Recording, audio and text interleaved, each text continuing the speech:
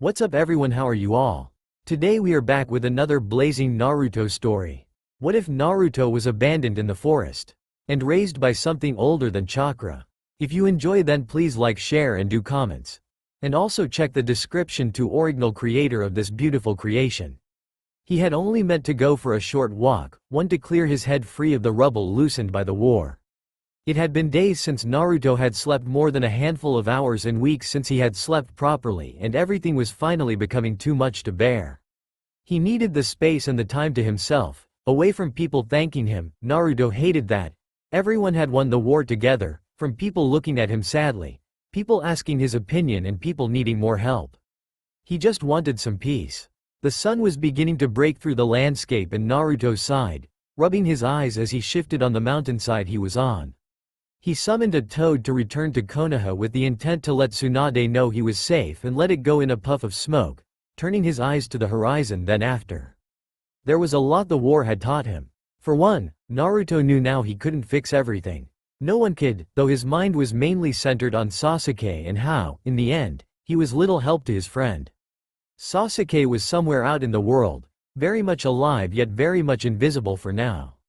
Maybe one day he'd resurface, but Naruto didn't know what would happen in the event that would happen.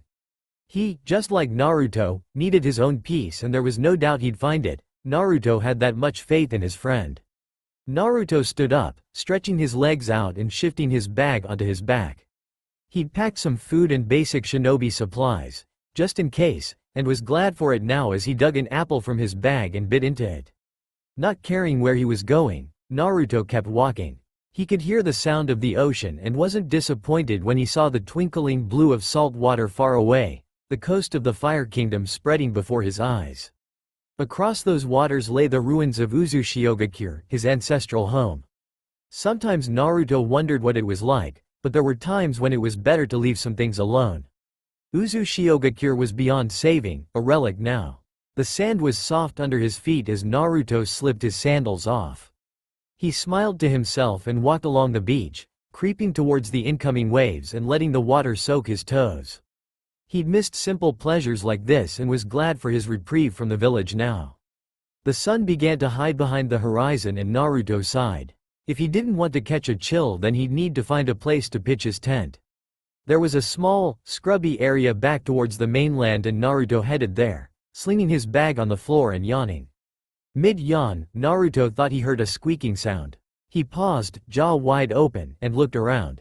He couldn't sense any danger, but he began building up chakra just in case he had to fend off an attack. Yes, all the nations had been allied and still were, but there were still rogue ninja and others who would take Naruto's bounty and the glory that came with his death. Heroes didn't die for nothing, even when they'd finished saving people. The squeak sounded again, and Naruto relaxed. He could recognize the sound of an animal when he heard one. The squeaks continued, and Naruto looked around, spotting a small hole in the ground, sand caving in upon it slightly. Naruto approached it slowly, smile fading from his face as he set eyes on the emaciated forms. Two small creatures were curled up, squeaking pitifully as their chests rose and fell harshly, the last of their energy being used just to keep them alive. Naruto turned one of the creatures over and almost gasped in amazement as he recognized the animal. "Anba," he whispered, looking around for any signs of a mother. Looking at their state in the den, Naruto didn't see why there would be a parent around. Anba were devoted parents, and there had to be a reason why these two were abandoned. Carefully, Naruto picked up the forms. They were hardly bigger than his hand, and he cradled them, taking them back to his pack. He had some emergency rations, and while he wasn't quite sure what sort of diet an Anba needed, some nourishment would do them more good than none. Naruto watered down some of the vitamin rations he had, forming a slushy mixture. The Anba smelt it and lifted their heads slightly, squeaking excitedly, eyes wide and mouth open. With care, Naruto fed them slowly with his fingers, letting their toothless mouths suckle before he returned to the bowl. "What happened to you?" he asked as he fed them, shaking his head. It wasn't surprising to see Anba on this beach. They had been common on Uzushiogakure, and when the village was destroyed, they had followed the Uzumaki clan over to the mainland. Still, to see motherless Anba was an exceedingly rare thing indeed. And there was no doubt their mother was dead. It wasn't in the Anbae's nature to leave its young. They would even seem to cheat death in order to protect their offspring, and yet there had been no sign of the mother Onba whatsoever. "I'll take you back with me," Naruto promised the little creatures. "I'll help you until you can stand on your own feet, and then you can come back here." There wasn't much that he could do in the aftermath of the war, but he could make time to raise these Onba. He'd done it before and could use a break from the endless questions and tasks thrust upon him. "We'll stay here for the night then set off," Naruto said as he tucked the little Onba into his top. They wriggled underneath and he shifted until they all settled down, warm and content. The Onba were small enough that they could both cling to his back at the same time, and Naruto managed to return to Konoha in good time. No one commented on the creatures attached to him as he passed through the village, staring at him for a different reason entirely. He ignored the slightly awestruck looks and headed straight to Tsunade's office, waiting patiently for once. "Shush," Naruto said quietly as the Onba on his back grizzled. They were hungry, but he needed to do more research onto what baby Onba needed. He knew the basics from raising Onbu, but he wasn't sure he'd be able to lose these babies. "Naruto," Tsunade said as he entered, sounding surprised. She raised an eyebrow at the dainty hands clinging to him, and Naruto turned around slowly, showing off his prize. "Onba," she said, voice slightly higher than usual. Undeterred by the bandages covering most of her body, Tsunade stood and walked over to them, stroking the soft fur of the Onba. "Where did you find them?" "They were abandoned on a beach. I don't know why, but they're close to dying." He sat down, rearranging the Onba to attach to his chest. They were still too young to have the strongest grip, and while they held on tightly, Naruto was still able to overpower them. "I've had reports," Tsunade said, taking her seat once more and shaking her head sadly. "The war didn't just affect the humans, but the animals too. Arguably worse than it affected us. All the nations have been reporting dead animals and parents abandoning young. I wouldn't be surprised if the Onba were involved in this too." It made sense, but Naruto had never even considered animals would be affected by the war. How could he have considered it? He'd hardly been thinking about something as seemingly insignificant as the wildlife, and yet now all he felt was an overwhelming guilt as he looked down at the creatures in his arms. How many others had suffered and not been found before they died? "I want to save them," Naruto said firmly. "Is there somewhere out of the village I can rent? Just until they're old enough to get by. You can just say I need a holiday for a bit if anyone asks." Tsunade looked at the Onba and sighed. "Not that I would reject your wishes, I know your mind's made up already." "They're just 2 Onba though, Naruto. What good will saving these 2 do when there's most likely countless others that have been abandoned too?" She patted the desk gently. "I'll look into finding you a small house with large gardens outside of the village. If need be I'll ask Yamato to construct you a house, though I'd rather not ask anything of him again." The guilt of not rescuing him until it was almost too late still hung over them, not that Yamato cared. He'd never been the sort to hold grudges anyway. "Thanks Ba-chan," Naruto said softly. "What should I feed them?" "A nutrient-rich milk substitute I should imagine," Tsunade began, standing up slowly and walking over to one of her drawers. "Perhaps you could talk to Inuzuka Kiba? His family are known to be the best veterinarians in the village after all. They might not be experienced with Onba, but they know their animals well enough." He did just as Tsunade said, the assistant at the Inuzuka's vet clinic pulling out a large handbook and getting Naruto exactly what he needed. Apparently after the invasion of Onba, they had researched a little into Onbas and their diet. It came in handy now, and Naruto returned to his home to feed the babies immediately. "Here we go," he said softly, a bottle in each hand as the Onba suckled enthusiastically. Naruto watched them thoughtfully, letting them cling onto him once they'd finished. They closed their eyes sleepily and drifted off to sleep. "I'm sorry," he said quietly, petting their heads as he lay down on his bed. "I'm sorry our actions caused you pain, but it'll be all right now. I'll send some clones out to look for others like you too, and I'll help you all." It is a broad promise, but one Naruto intended to keep. He felt responsible for these creatures, and knowing that it was largely his fault, directly and indirectly, that they were now orphans, Naruto couldn't abandon them. Without meaning to, Naruto drifted off to sleep, dozing softly until he heard someone enter his home. Knowing there was no way anyone other than a caged Bunshin could get into his home, Naruto opened his eyes slowly, frowning as he saw 10 or so clones shifting uncomfortable, each holding at least one Onba. While they were in various stages of growth, none were larger than Naruto's torso, the largest one's toes reaching halfway down his buttocks. "This many?" he asked quietly, the clones nodding as one. Shit, he'd need to return to the clinic to pick up some more milk, it seemed. And figure out what the Onba liked the best. He needed to develop a reward system if they'd be living with him. They were wild, yes, but it didn't mean Naruto wanted to live in a house full of Onba piss. "I need to see Ba-chan," he said, shaking his head. For now, though, he'd have to do with sending a clone and hope that Tsunade could provide him with a house out of the village soon. He had around 15 Onba to care for now, and there were still clones out there, scouring the beaches and scrubs of Konoha for orphans and injured babies. It was going to be hard work, raising the Onba, but Naruto was ready for anything. Dark circles surrounded Naruto's eyes, but everything he'd been through in the past 3 days was worth it. He'd finally secured a home in the woods surrounding Konoha and fully moved in, including the specialized stands he'd created for the Onba to cling to.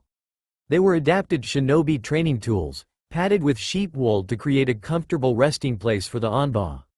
The number stood at 17 now, and Naruto cast a look around the downstairs room. It was open plan, nothing but wooden floors. A small kitchen sat upstairs opposite a toilet and bedroom, but they overlooked the downstairs. In short, it was a perfect Onba nursery for night and the days they couldn't go outside. Well, it was far from perfect, but Naruto had limited options. The outside wasn't safe, and not just because most of the Onba were too young to even feed themselves. One of his clones had made a sickening discovery when it brought in the last Onba. It had been bleeding and Naruto had taken it to the Inuzuka clinic immediately. Luckily they had just been superficial scratches, but it was the cause of them that had shocked Naruto. Humans. He understood how desperate people could get, but these people hadn't been desperate. All they'd wanted was the money they could get from Onba parts, used either in beauty treatments or outdated medical practices, or, even worse, for trophy prizes. It had sickened Naruto that he'd chased the hunters away from the mother they'd been butchering and let her die with the dignity she had left, promising to take care of her child. He ran a hand through his hair, picking up one of the smaller Onba. It looked to be a week or so old and was unable to walk, unlike the larger ones. Naruto learnt that the Onba could walk before they grew to an adult state, but preferred not to. Mothers could walk miles in search of food, and it was easier to carry the baby than wait for it.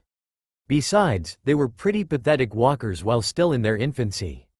And the little ones could only roll on their backs and squeal for help when they wanted it.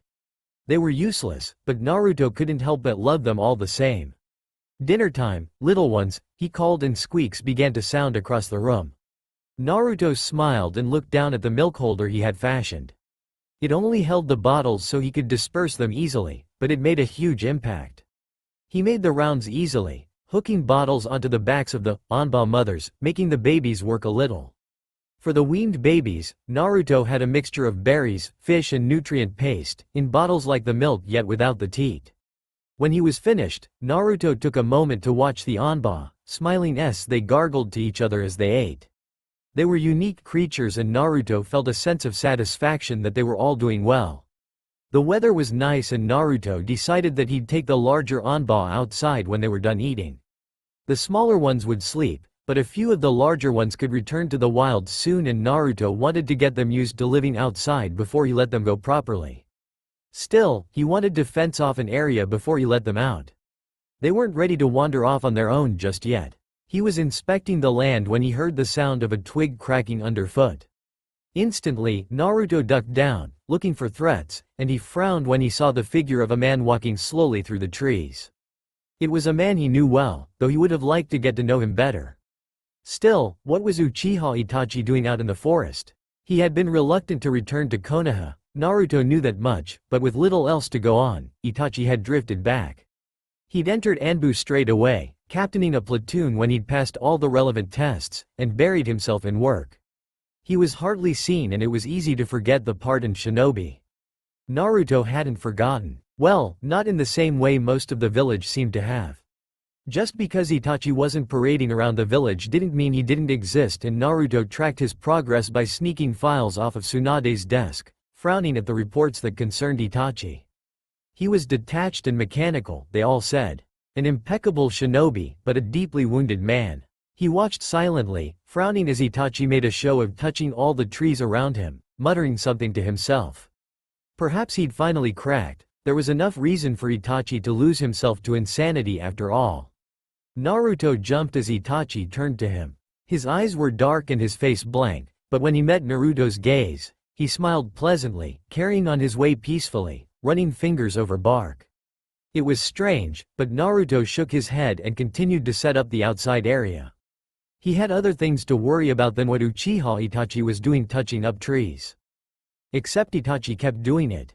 Every day he was in the village, and Naruto kept a tight watch on Itachi's missions. Something that earned him raised eyebrows from Tsunade and badly hidden, suggestive smiles from Shizune. Itachi made sure to walk past Naruto's Onba sanctuary.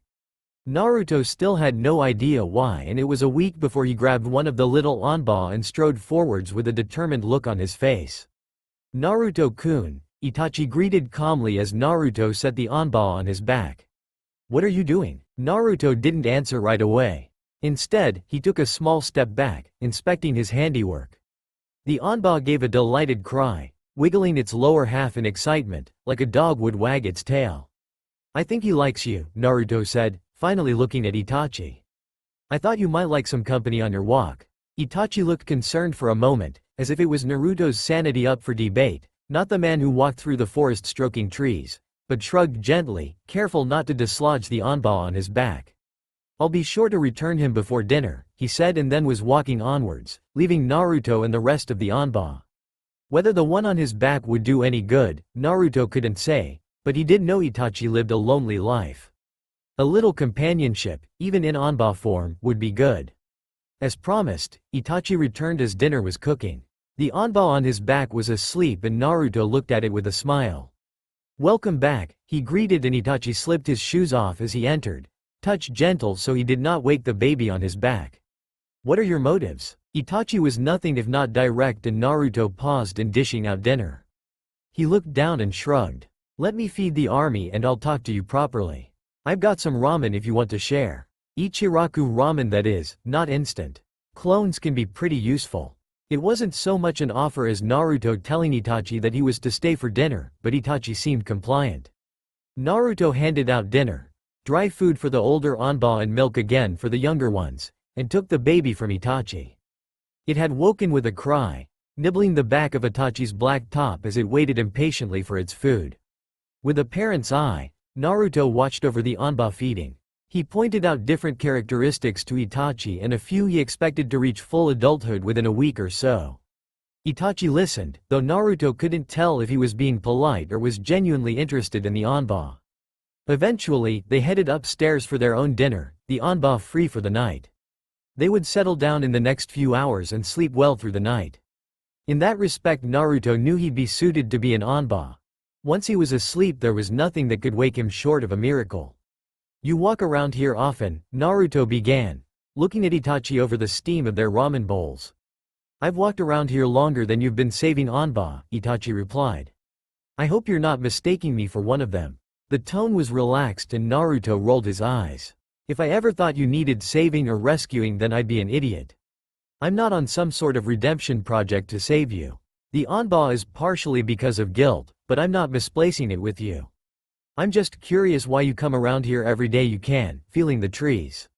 Naruto risked a grin. We keep these hobbies up and rumors will spread that we've cracked. The Onba man and the tree toucher. An interesting combination, Itachi said with a smile. Naruto was so used to Sasuke's blank face that he paused a little longer than necessary. Itachi was so unlike his brother, and yet it was still strange to associate an Uchiha with emotions. I wanted to know what you were doing, so I let you borrow one of my Onba. He smiled and Itachi swallowed the noodles he had in his mouth. The Mangekyo Sharingan causes a deteriorating illness. It led to blindness before my death. Itachi said it so calmly that Naruto wanted to laugh a little. How many people could boast that they died and returned? And while it isn't apparent anymore, who knows when it could come back? So you're mapping Konoha? Naruto said, but Itachi shook his head. AIM never had many trees and Kisame was hardly fond of stopping to inspect the flora. I like trees. I like walking. Itachi shrugged and Naruto narrowed his eyes. He really wasn't used to seeing Itachi so open and, well, free. I don't expect I'll go blind again. I hardly use my Mangekyo anymore and hope there will be little reason to use it extensively in the future. But I want to make the most of the trees that I can. It was, perhaps, a little eccentric, but Itachi was hardly the most normal person to ever have existed. Naruto sat back and sighed a little. It's still a little odd, he said, and Itachi outright laughed at that. It was the sound of someone who laughed very little, and Naruto found himself smiling along, the pure joy in Itachi's laugh infecting him. You're surrounded by Onba infants you care for 24 hours a day, and yet my walks are odd? Itachi smiled, eyes crinkling. There's little to do for someone who was brought up in war and fights for peace. Naruto looked away. He knew exactly what Itachi meant, and that made him a little uncomfortable. It's not that Itachi corrected after a slight pause, and Naruto inclined his head in acknowledgement. Feel useless. We're not useless, we never will be, and there will always be a place for us. Naruto glanced up at him, unsurprised that Itachi's dark eyes were locked on him alone. But we've always been aware of this greater enemy, this big looming threat. And yes, it is wonderful that threat is gone, but it leaves an emptiness in us. An emptiness that is hard to fill, and one that leaves us a little displaced. Itachi took a sip of the tea Naruto had given him a while ago. It was probably cold by now, but it didn't seem to bother Itachi. You have your Onba and I have my walks to distract from it. That's simply how it is, because we are shinobi and we adapt. Itachi placed his tea back on the table and closed his eyes, relaxed. What do normal people do? Naruto asked quietly, and Itachi looked at him. There's no such thing as normal, Naruto-kun. Just who is able to adapt and who is left behind. We chose this, others choose others things. Some will, undoubtedly, take up things that are vices, and others will simply bury whatever they feel away, but everyone copes somehow. Itachi smiled sadly, and Naruto knew he was thinking of Sasuke, wherever he was now. Why is it I always feel so young compared to you? You're not that much older than me, Naruto grumbled instead, crossing his arms over his chest. I know you've had a hard life, but really, you sound like an old man. An idea began to form in Naruto's mind, and he scoured over the information he'd gathered on Itachi's mission rota in his mind. Say, how long is it before your next mission? He asked, knowing full well how long it was. I have 2 weeks off before my platoon is in rotation again, Itachi replied. Then I'll be busy for 2 weeks. Naruto had already known Itachi's team was on a 2-week on 2-week off pattern, but he nodded all the same. Then you can help me with the Onba, he decided, and Itachi raised an eyebrow. They're growing quickly and it's a hassle to use cage bunshin. What if the Onba get a little rowdy and the clone dispels when it's holding one of the babies? The baby would fall to the floor, and I can't have that. Naruto shook his head. It had been a major concern of his when he'd first thought of using his cage bunshins to help with the Onba. In the end he hadn't, and while it let him sleep well at night, the job of looking after just under 20 Onba babies was exhausting. You want my help to look after them? Itachi repeated, sounding a little unsure. Want, need, begging, all the same really, Naruto muttered, bringing a light smile to Itachi's lips. It would be a full-time gig though. You'd probably have to live here too, just to make things easier. I have no attachment to my house anyway. It's just a room within the Anbu quarters. Naruto felt a pang of sadness for a moment as he imagined the room Itachi lived in. It would be barren, no photos of loved ones or friends, no little trinkets or memories. As blank as the mask Itachi wore on missions, far from the person the man was. I expect you here in the morning then. The Onba wake around 7 a.m., don't be late. Naruto stood and clasped Itachi's arm when it was offered, sealing the deal. Whether he liked it or not, Itachi would be joining the Onba project. Naruto was satisfied with the outcome and watched Itachi leave, smiling widely at how everything had run tonight. While getting Itachi to work with him and the Onba hadn't exactly been the plan, Naruto would have time to observe Itachi, discover what made him tick, and maybe figure out the odd feeling in his own chest. Emptiness felt like the right word for it, but Naruto wasn't happy with that.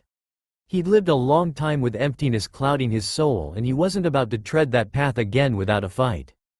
Itachi was prompt. Naruto hadn't even begun to prepare the morning feed when Itachi let himself in, announcing himself as Onba babies squealed in excitement at the new face.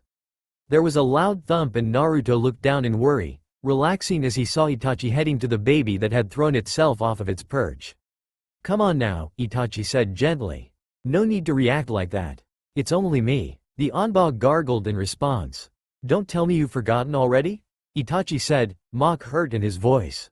Naruto watched him with amusement. He'd never thought Uchiha Itachi would be one to talk and interact with animals the way he was. "We spent all day together yesterday," Itachi continued, seemingly oblivious to Naruto watching him. "Or perhaps you were running to greet me?"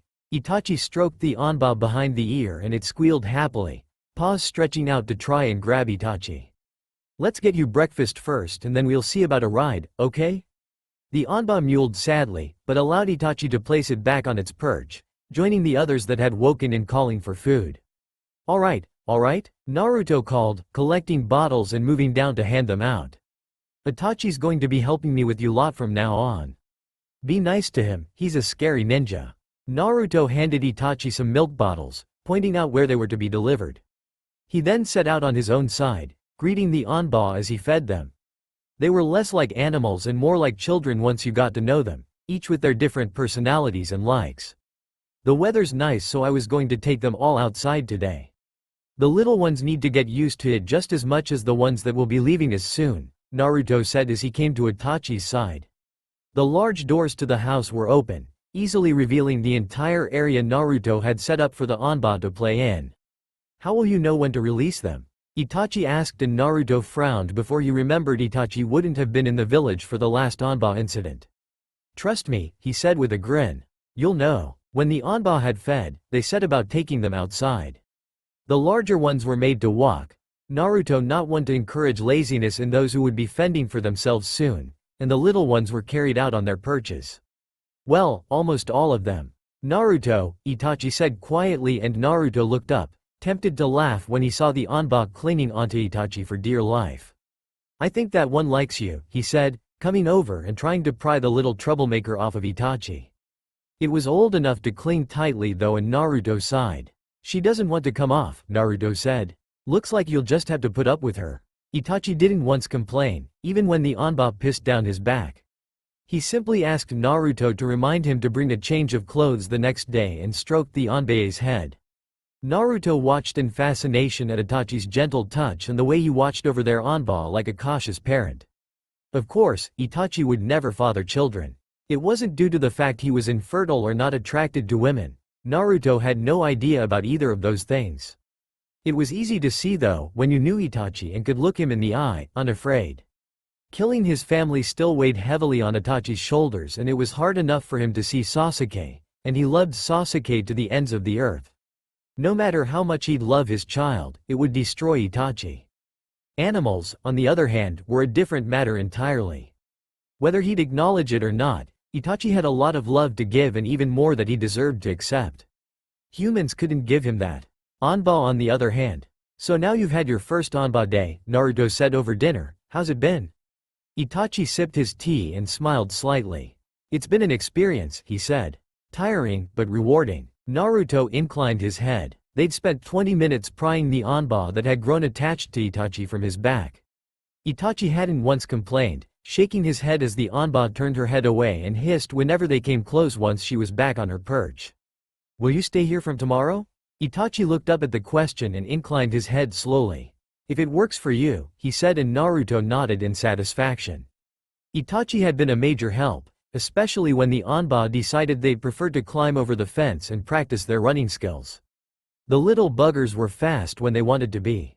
"I've really appreciated your help today," he said as Itachi made to leave. Itachi nodded once and then left, leaving Naruto alone with 17 lightly snoring bodies below him. There were worse places to be. Looking after the Onba wasn't the easiest job. Some days they were all uncooperative and Naruto wanted to shout at them until they listened. He never did though, it wasn't fair on them, and instead he would sigh and sit down, talk to them all rationally, and then take his anger out on Itachi when they sparred. The sparring was a new development, one that had started on Itachi's third day. Itachi had announced he needed to spar and, well, that had been that. Even better, the Onba seemed to enjoy watching, and it was one of the very few things that captured all of their attention. The older ones were beginning to get a bit grisly with the others, and Naruto and Itachi had taken to watching them at all hours. Naruto had warned Itachi they might be changing soon and that they would both need to deal with the Onba when that happened, just in case. They didn't want to hurt any of the babies, after all. The first change happened a week after Itachi started living with them. Naruto had been on watch and he'd recognized the signs immediately. He woke Itachi and scooped the red-eyed Onba up, taking it out into the darkness of the night where it could be free. "We'll stay back. Hopefully he'll just take off to the forest," Naruto said quietly, crouching by the doors. He'd placed himself and Itachi between the changing Onba and the ones inside, knowing they'd be able to stop him before he hurt any of the others. The change happened suddenly, the Onba literally shifting magically. Naruto wasn't sure how they managed it, but it was amazing to watch. His eyes cleared as it stood on his hind legs and he looked over to Naruto and Itachi, nodding his head once before setting off for the forest, sniffing the air and growling to himself. "He went quietly," Naruto said, a little in awe. It was one thing to raise them, but an entirely different matter to see one grow and return to its natural habitat. He hoped for the Onbae's safety and vowed that he'd try to find them all when he was done setting them free again. "They're wonderful creatures," Itachi said, voice thick with emotion. Naruto turned to him and his heart skipped a beat. In the moonlight, Itachi looked serene. The tiredness he still carried and the loneliness that hung over him was gone, hidden by the soft smile on his lips. He turned to Naruto, eyes widening in surprise as they locked gazes. "I couldn't have done it without you," Naruto said softly, eyes never leaving Itachi's. He felt a hand brush his gently and then catch his fingers. "Thank you," Itachi said quietly, squeezing Naruto's hand before he vanished inside. Naruto was left, unsure of what he'd just felt and why his hand felt suddenly so warm and full of life when, in reality, it was still just a hand, regardless of who had touched it. 5 more Onba left in the period before Itachi left for his 2-week stint on mission duty, leaving Naruto to manage 11 Onba. It was still a hard task, they were much more mobile now, but he managed well. Still, the lack of Itachi was felt strongly, especially when Naruto would turn over at night, expecting Itachi to be sleeping on his own futon. Instead, the space was empty, futon packed away in the cupboard. They hadn't exactly grown close. Close was the wrong word for it. They didn't talk much, more to the Onba than each other, but they worked well together and Naruto felt something between them. Okay, so there had always been something between them, but this something was more than just the relationship between enemies or the partnership of shinobi. This was something deeper, a connection Naruto hadn't felt before. He sighed and looked to the door, smiling at the people there. Sakura crouched by the side of one of the larger Onba while Sai held his sketchpad, fingers already itching to paint the little creatures.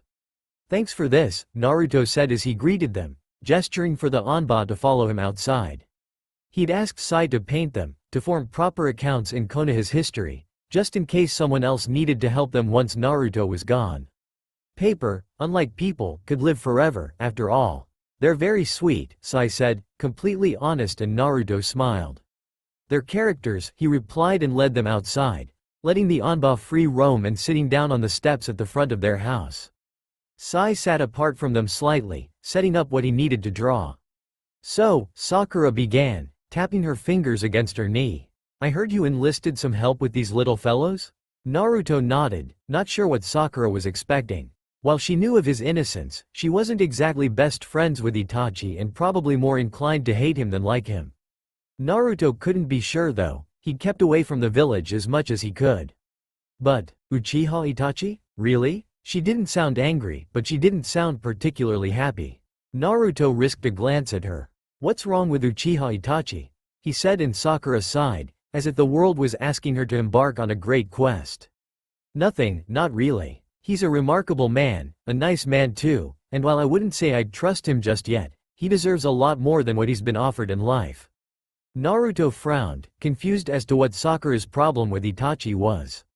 "It's just," she sighed again. "He doesn't deserve to be a replacement."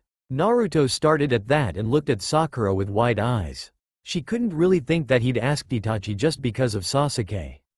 "I didn't ask for his help because of Sasuke," he said, voice incredulous. "I respect Itachi a lot and want to get to know him for him."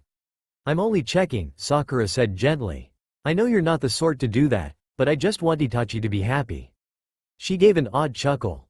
It's ridiculous, but I feel responsible for how he is now. I mean, we never did anything when it came to Sasuke and Sasuke. Well, Sasuke killed him. You feel responsible for Itachi's happiness because our teammate killed him? Naruto repeated, just making sure he could grasp the situation. This conversation was reminding him how confusing Sakura could be at times. He'd never understand women and had given up trying a long time ago. It sounds ridiculous when you say it like that, she said, pouting. But, yes, and for what he's sacrificed for our village. If anyone deserves happiness, then it's Itachi. I just want to make sure you know what you're doing, and it's for him, not for Sasuke. Naruto narrowed his eyes, not exactly sure what Sakura was hinting at, but she had the look in her eyes she got when she was hinting to something deeper. Something women tended to do a lot around Naruto, given that he wasn't the smartest person in the village. Sasuke's gone to sort his head out. He'll always be my best friend, but he's definitely not Itachi. They're not even that alike when you get to know them. Itachi will hold an in-depth conversation and talks to the Onba. Naruto laughed and then tugged on Sakura's sleeve, pointing to the lone Onba who had refused to come outside. She's attached herself to Itachi. She refuses to step outside unless he's there too. Luckily she's still eating and sleeping normally, but she loves him to death. Naruto waved his fingers at the Onba and she huffed, turning away from him dramatically. He's a good man, regardless of his relationship with Sasuke. Sakura was silent for a moment before she leant over to Naruto and kissed his cheek softly. None of the old crush feelings came back, instead a warm heat settled in Naruto's stomach and he smiled, treasuring Sakura's gift. This was how it felt to be loved. He'll take care of you too, she said, and Naruto shrugged. Now introduce me to some of your little clan. They all seem very excitable. Naruto stirred in his sleep and opened his eyes immediately as he felt a disturbance in the chakra wards he had set around the perimeter of his land. He relaxed a second later as the person crossed them. There was only one who would be able to cross that easily. Instead of getting up to greet Itachi, Naruto rolled back over and listened out for him. It was likely Itachi had just got back from reporting to Tsunade and would probably head straight to bed. Naruto didn't want to disturb him. Any questions he had or greetings could wait until the morning. He started when he heard a thump and resisted the urge to see what was happening downstairs. Judging by the delighted gargles, Naruto surmised that Itachi's little admirer had noticed the object of her affection was back and he heard Itachi shush the little Onba quietly. He remained downstairs for a long while and Naruto couldn't contain his curiosity much longer. His face broke into a soft smile as he looked over the banister and down to see Itachi and the Onba. She was cuddled to his chest, both of them sleeping peacefully. Naruto greeted Itachi warmly in the morning, nodding as Itachi handed the blanket Naruto had covered them with in the night. Not long before the rest of these troublemakers set off into the wide world, Naruto said, looking over the 6 large Onba surrounding Itachi. They were snuffling him, all delighted he had returned. What about this little one? Itachi said, gesturing to the one still attached to his chest. I'm not sure, Naruto admitted. He pushed aside the largest Onba, scratching behind its ear as he sat down, allowing a few to push him and one to climb into his lap. She's underweight and I was wondering if you could get Inuzuka Hana to look at her. She could have an illness we're not aware of. Itachi hummed softly, eyes raking over the Onba. She gargled a reply and Itachi nodded. I'll come back later then, he said, and Naruto watched him go, still every bit as refined as he ever was, regardless of the extra passenger on board. Naruto envied him, shaking his head a few moments later, wondering why he was still staring after Itachi. Come on, he said to the Onba around him. Let's go play outside. Playing outside was a welcome distraction. Naruto could focus on the Onba, help to strengthen their muscles and not on the way his heart had sped up slightly when he was in the presence of Itachi. One of the Onba had butted Naruto and he pushed it away with a frown. He didn't have feelings for Itachi, not romantic ones at least. Itachi was a friend, though no one said you couldn't be friends with someone you were interested in or romantically involved with. I don't have feelings, Naruto hissed out, the Onba that had butted him grunting in reply. It pushed his shoulder, giving a toothy grin, and Naruto rolled his eyes. I'd do anything for you, don't worry. It's just humans that are the pain. The Onba mumbled something, rolling over and falling in Naruto's lap instead, staring at him with wide eyes. He's not like anyone else, Naruto began slowly, though why he was explaining this to an Onba was beyond his reasoning.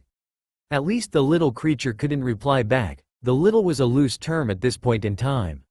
He's lived his entire life sacrificing himself for someone or another, and something like that could change people. Naruto sighed. But it hasn't changed him, not really. Itachi, he's like the forest. Unmoving and unrelenting, yet welcoming and home. The Onba gave a low bark and Naruto narrowed his eyes. Shut up, he said, and the Onba gave a little Onba smile. I don't have feelings for Itachi. I'm back, Itachi called out as he entered the house. It was dinner time, almost, and Naruto looked down, waving a hand as he prepared food for the little crowd that had gathered at the base of the stairs. It's a good thing they haven't mastered stairs yet, Naruto commented as Itachi set the Onba he was carrying down and pushed through the others. Imagine that, we'd have crowds following us all day. One of the Onba gave a cry of outrage. It's not a bad thing. But your parents need a bit of peace. He turned back to his task, ignoring the feeling that came with addressing himself and Itachi as parents. She's fine, Itachi offered up as Naruto continued on in silence. Inuzuka-san thinks she was a runt, hence the size difference and slower development. She also said. Itachi paused and Naruto looked at him. Ah, that would make sense, Naruto commented, waiting for Itachi to finish. She suggested that we keep this Onba instead of letting her free. Inuzuka-san said she wouldn't stand much of a chance if she returned to her home territory. Itachi's voice was soft and light, but there was a hidden quality Naruto understood all too well. Of course he'd contemplated keeping the Onba. They were such little characters and creatures that infected their way into his heart. He'd been able to give Onbu back to his mother easily because he'd had a mother to return to and learn from. These Onba had nothing, and if Naruto had made a mistake somewhere along the line, then it would be the Onba that suffered. Returning to the wild was the best thing though. They weren't pets, they were living, wild animals. Naruto had experience of how wild they could be firsthand, and he couldn't imagine taking a fully grown male Onba around the village. What damage it would cause and who it could harm would be unthinkable, but what would happen to the Onba? People wouldn't let something that hurt or damaged to live in close quarters. But this Onba, Itachi's Onba, was different. Did she really not stand a chance in the wild? Was it even their place to decide? She had attached herself to Itachi. Did she know she'd not have a chance if she returned to her birthplace? What do you think? Naruto said instead of answering the questions himself. Itachi was a far more practical person, had had more reason to use his mind than Naruto over the years, and Naruto wanted to hear his thoughts. It took a while before Itachi replied. They finished preparing dinner, served and got it all cleared away before someone broke the silence. It wasn't uncomfortable though, silence never was between them, and Naruto had learnt patience a while back. It was easier to exercise this patience when a war wasn't being waged. I've seen what happens when an Onba matures, Itachi said as they started their own dinner. It was a simple fish and rice dish, green tea and water to match. Itachi sipped at his tea and looked at Naruto. For all we know, she could mature as well as the others. Her attachment worries me, but ultimately if she wants to return to the wild, then I think we should allow her. Naruto nodded at the words, taking a bite of fish. It was the conclusion he'd come to as well. The Onba knew what was best for them. Should she stay though? I don't know how it would work. She has a sweet temperament, if leaning towards jealousy now and again can be forgiven, but when they change, it's hard to say. Itachi looked down at his food and began to eat. Then we can leave it to time, Naruto said with a smile, and Itachi nodded, smiling for the first time since he'd returned from the vets. Not that Naruto was paying attention or anything. Of course not. It wasn't long before Itachi's Onba was the last Onba left. The house seemed empty and Naruto decided that enough was enough. He decided to keep the house, something he liked to tell Itachi a lot, just in case Itachi decided to stay. He hated to think of Itachi alone in a barren Anbu barrack after all, and had decided that furnishing it would be the best idea. So the kitchen will have to stay upstairs, bathroom too. I'll keep the dining area as a dining area, have a bedroom downstairs. A proper bedroom. No more pushing tables back to sleep. And an office, I think. Naruto narrowed his eyes and looked at his list.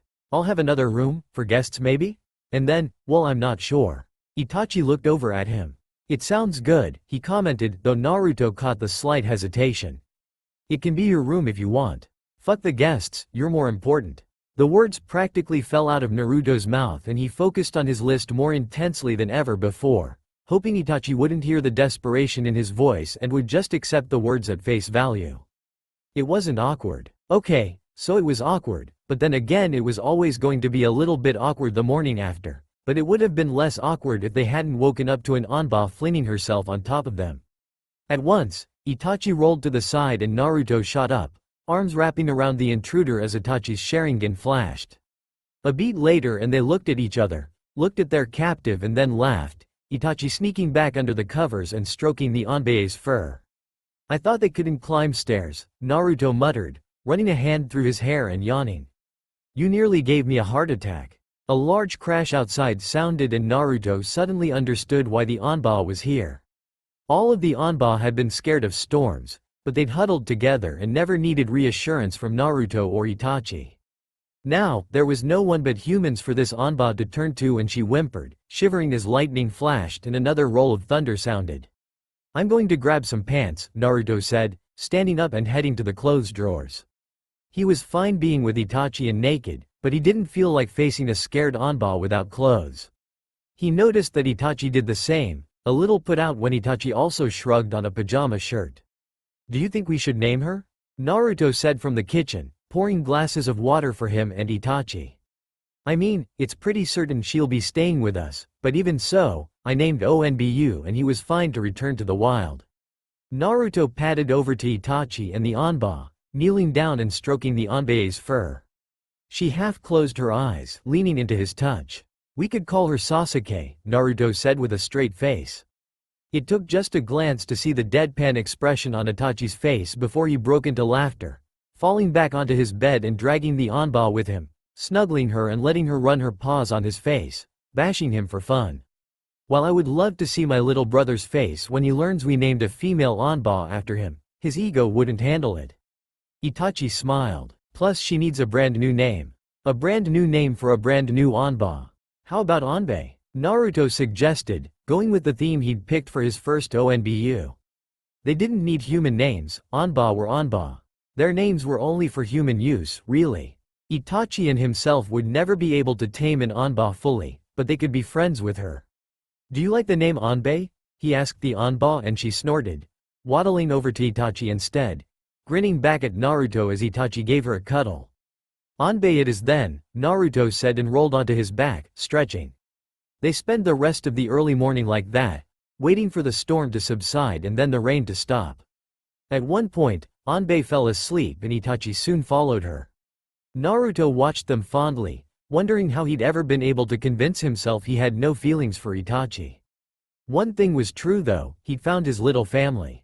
No matter what, he'd always have this moment in his life and that was enough for him to forget the lingering darkness of the war. He settled into his covers and closed his eyes.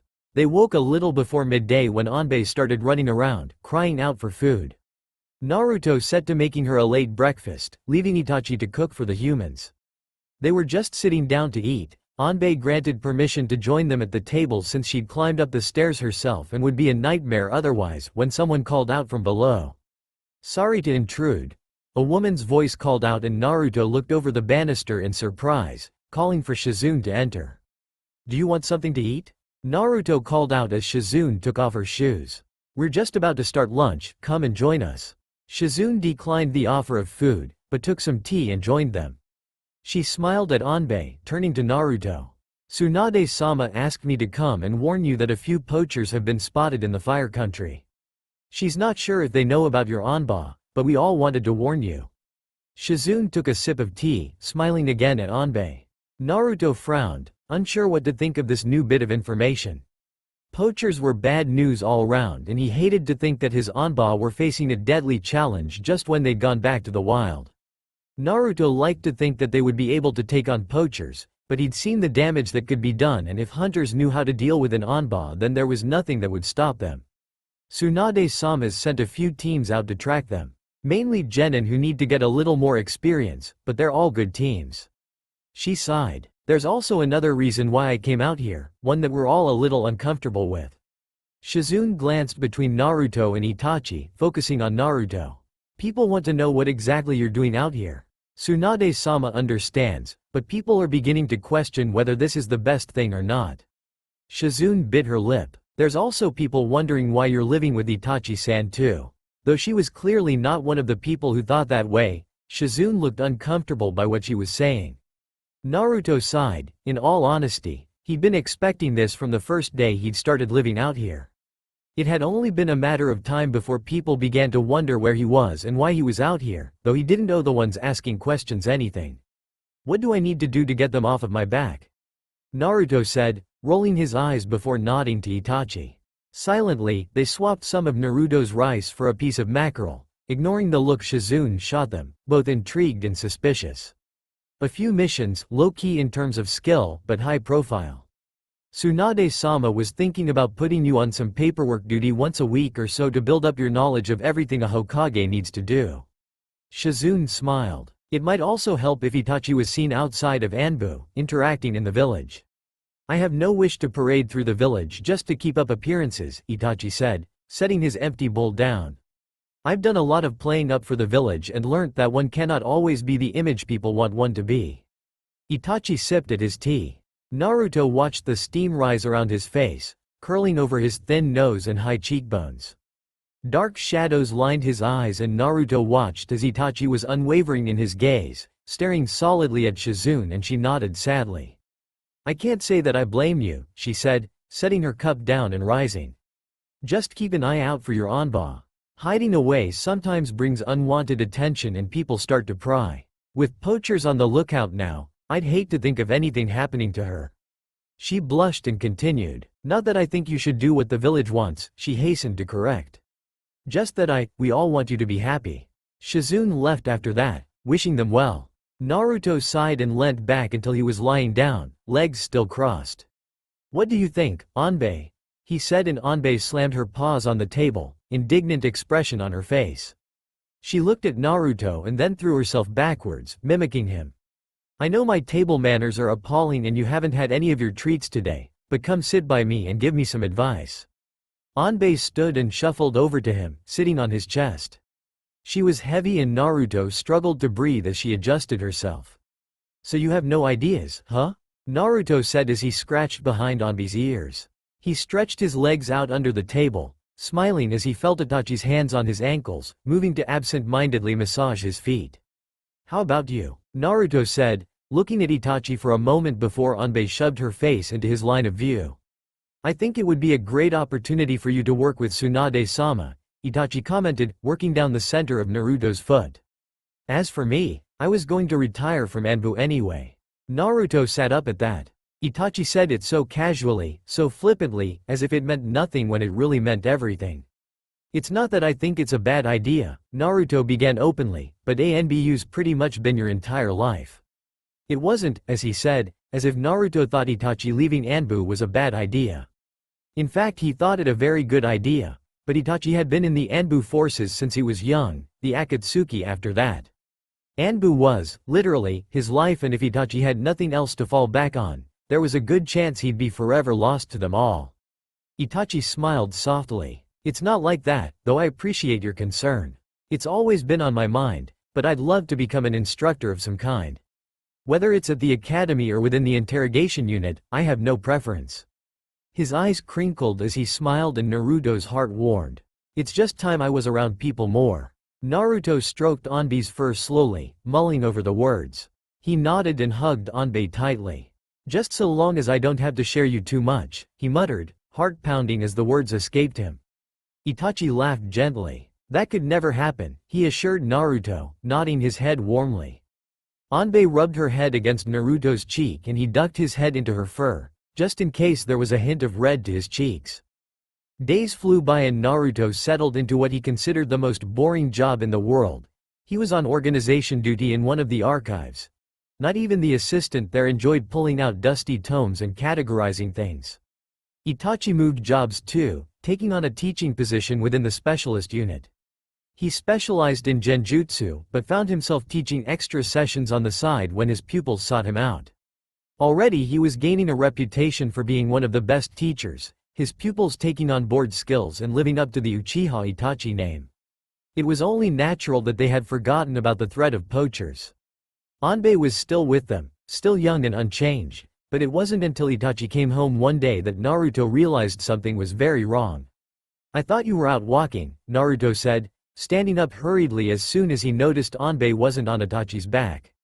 It wasn't unusual to come home to an empty house on Itachi's days off. He enjoyed taking Anbei for walks and she loved them too. Still, Anbei wasn't here, nor was she with Itachi. Panic began to creep in and clutch at Naruto's chest. There was an emergency strategy meeting and Tsunade-sama asked that I give some advice. Itachi frowned, looking at Naruto a moment later with wide eyes. "Shit," Naruto said, practically throwing himself down the stairs and pulling on shoes, just as Itachi slipped his own feet back into his own. "What time did you leave?" "Early afternoon, so she can't have been gone long. Were your wards affected or could she have just escaped the property?" Itachi said as he opened the door and they set off, eyes raking over the ground in the semi-darkness dusk brought. The wards were unaffected, but they weren't perfect. If they're poachers, they know how to get past wards. "I never warded against animals," Naruto muttered, cursing his lack of foresight. How could he have been so stupid? "Stop blaming yourself. If it's anyone's fault, then it's mine." Itachi took a deep breath and turned to Naruto, placing a hand on each shoulder, steadying him. "What matters is that we get Anbei back safely. I trust you, you love her as much as I do." Naruto nodded, clasping Itachi's hand before he moved off. "I'll take the south, you take north. You're better at navigating the forest, so I'll head out of it, see if they've moved on enough." It was true. Itachi's time stroking the trees could be put to use now, just like Naruto's speed. And what speed it was. He reached the outskirts of the forest, back in Anba territory now, in under 30 minutes. He instantly began looking around for signs of Anba and signs of traps, failing. It was fully dark now and Naruto was about to run back into the forest when he saw smoke rising in the air. It could be someone who had seen Anbei or, better still, the poachers themselves. Naruto moved towards them slowly, like a predator stalking its prey. He couldn't afford to take any chances with these men. They had Anbei and he needed Anbei to be safe. Without Anbei, Naruto would be nowhere now, just staring at the sea, lost. He wouldn't have Itachi even, not had the courage to talk to the man walking through the forest and certainly never have had the courage to kiss Itachi the way he did now. Anbei was precious and these poachers were going to discover just how I felt to take something away from Naruto that he loved. The adults coming from that place were stronger than average too, Naruto heard as he crouched low. One of them took out half of us, but we managed to get the bastard in the end. Laughter met the man's words and Naruto's eyes opened in horror as the speaker brandished an adult Anba head. It wasn't just any Anba head though. Naruto recognized it as one of his Anba. It belonged to a particularly feisty male, one who had made sure to bump heads with Naruto gently before he'd walked off into the wild. Strong and kind-hearted, that Anba deserved more respect than these monsters had shown him. He'd never deserved to be butchered, skinned and then had his head paraded as a trophy. Naruto wanted to slit their throats, but these were overly proud men, cowardly men. They'd fight dirty. The bushes stirred next to Naruto and he saw Itachi. He wasn't surprised that Itachi was here, but the look of pure fury on Itachi's face was enough for even Naruto to flinch back slightly. Itachi had evidently heard of their Anbei's fate and Naruto wondered how many others had died under these poachers' hands. The babies are easier to get though. Lured it out with old Anba pelts, caught it and we'll get a good profit from it. Naruto's eyes whipped around the camp, searching for where they were keeping Anbei. Itachi signaled and Naruto frowned, looking over to the edge of the fire where Anbei sat in a tiny cage. A poacher sat next to her and he brought the cage over into the light a little more. Her fur was dirty with mud and blood that Naruto hoped belonged to the humans and not her. She reached out to scratch at her captors, but was rewarded with a sharp jab in the side with a sharpened stick, and that was the last straw for Naruto. "Gentlemen," he said calmly as he rose from the bush. Anbei was silent and that unnerved Naruto. She'd never been this silent before. "You seem to have a few rare artifacts on your person. Mind if I take a look?" The poachers shuffled and looked to the man holding the Anba head, the leader most likely. Naruto raised an eyebrow and the men stiffened as Itachi rose too, entering the light with vermilion eye, the fire flickering in the Sharingan's depths. "Who the fuck are you?" the lead poacher said and Naruto tilted his head back slightly, looking down at the man. I'm the one who raised the Anba you took the head of and the one you hold captive over there. I rescued them after you butchered their mothers and left them to die. I'm the one that loved them while you were simply interested in what price they'd fetch on the black market." Naruto balled his hands into fists, fighting down the urge to let Kurama's chakra rip through them all. Let them have the former malice of the Kyuubi no Kitsune, Naruto thought.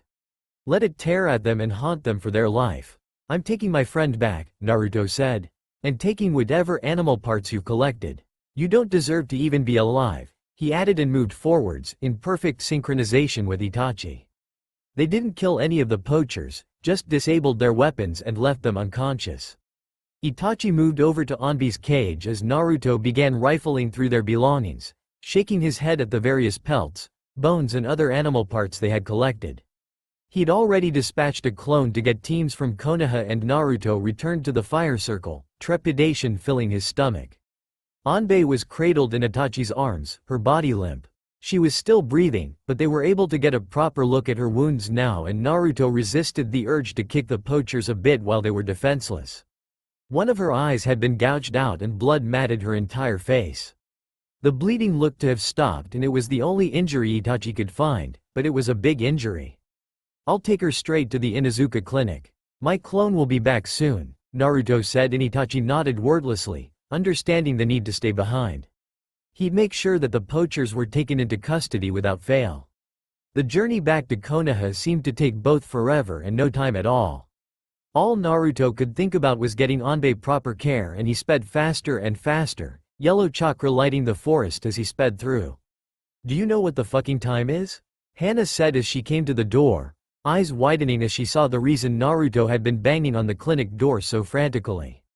"Bring her in. I'll get more help. Take her straight through into the first examination room." Instantly, Hana was a professional and she ran to get a support team. Naruto set Anbe down on the table gently. She gave a little murmur, single eye crinkling as she tried to reach out to Naruto. "It's okay," Naruto said and stroked her back gently. "Hana's going to look after you. I'm sorry those bad people took you, but you're safe now. Itachi and I will never, ever let it happen again, okay?" Naruto felt tears welling up and he bit them back. Anbe would be okay, there was no need to cry. She was strong, hadn't she proven that by still standing up to the poachers regardless of what they'd done to her? She'd be fine. "Naruto," Hana said from the doorway, gown already on as she slipped gloves on. "We're going to have to operate on her eye. I've seen this before in some guard animals. The poachers take an eye out to subdue the animal enough to catch it or get away. They do a messy job of it." Naruto nodded and kissed Anbe on the top of her head. "Hana will look after you now, I have to go," he said, understanding what he needed to do. He'd only be in the way in this room. "I'll just be outside, I promise." Naruto hardly registered Kiba at his side until his friend sat him down firmly. "I'll be helping my sister," he said.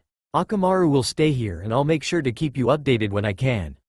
Akamaru placed his head on Naruto's lap, comforting him in a way only dogs understand. Kiba was gone a second later, the room where Anbe was being operated on sealing away from the real world and out of Naruto's grasp. This was something he couldn't fix, Naruto realized. He gripped a chunk of Akamaru's fur, leaning forward until his head was buried in the white fur. He didn't care anymore that he was crying and Akamaru moved closer, setting his head on Naruto's shoulder. Naruto wasn't sure how much time passed, but Akamaru backed away gently, whining low in his throat. Naruto looked up, wiping his cheeks as he met the cold gaze of Itachi, and Itachi who moved forwards quickly, wrapping his arms tightly around Naruto and buried his head against Naruto's neck. "She'll be all right," Naruto managed out, voice shaky. "She has to be." They sat down, preparing to wait out the night.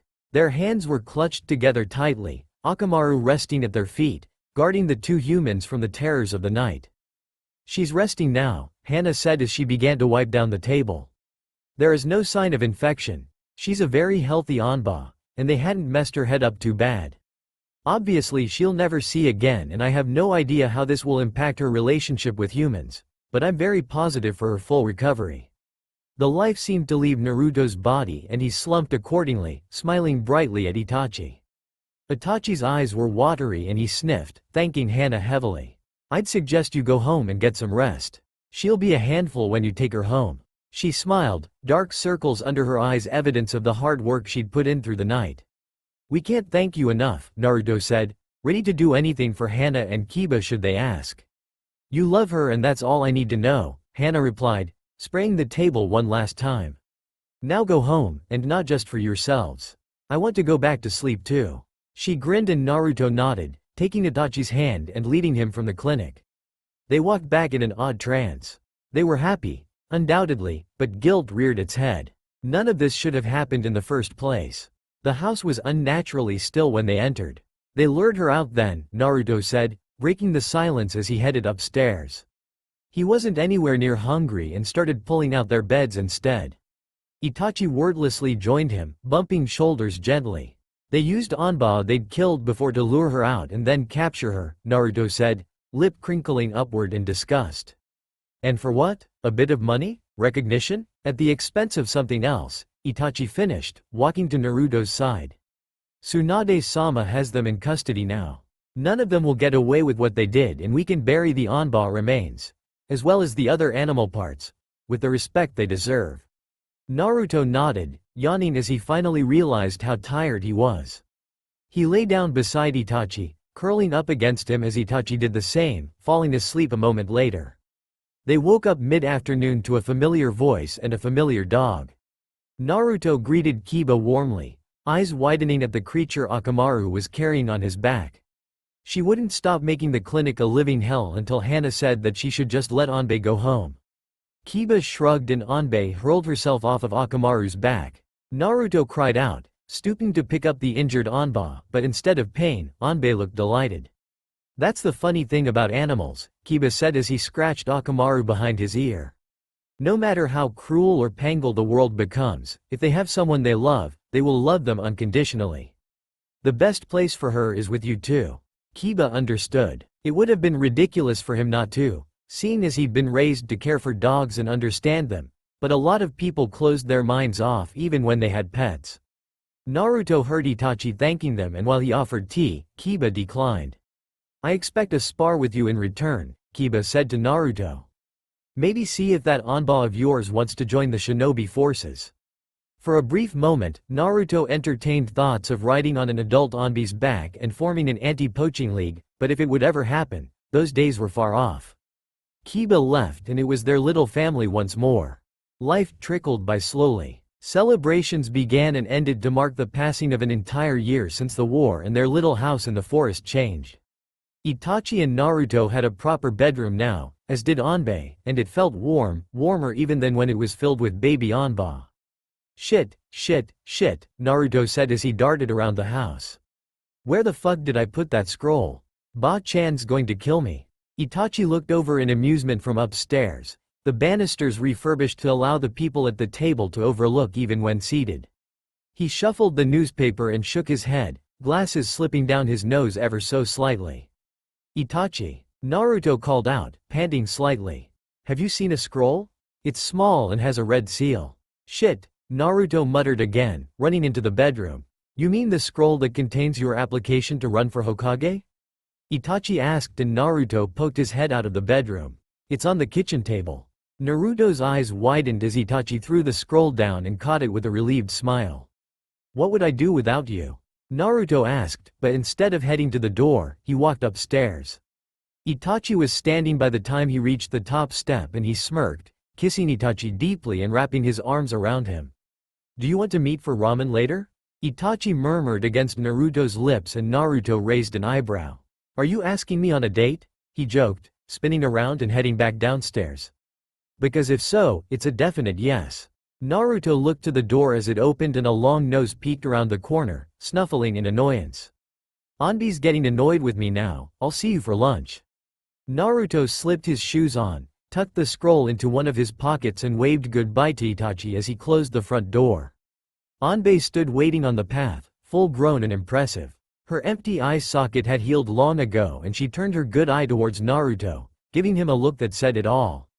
"I know I'm late, girl," he said, starting to walk, a little quicker than he'd usually go. "And of course you're invited to lunch. I know you love ramen, I'll even sneak you my uzumaki." Naruto smiled as Anbei shifted to walk on all fours, nudging him along with a smile on her face. He laughed as she looked at him, no other emotion except happiness shining in her eyes.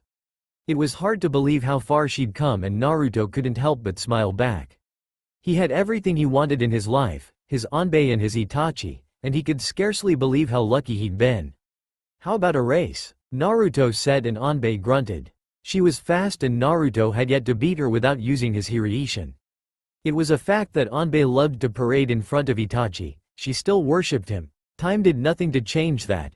And if Naruto felt a little jealous of it, then well, nothing was ever perfect, even his life. Still, he was as close as he could ever get. And that was more enough for Naruto. That's all for now. If you enjoyed, then please like, share and do comments.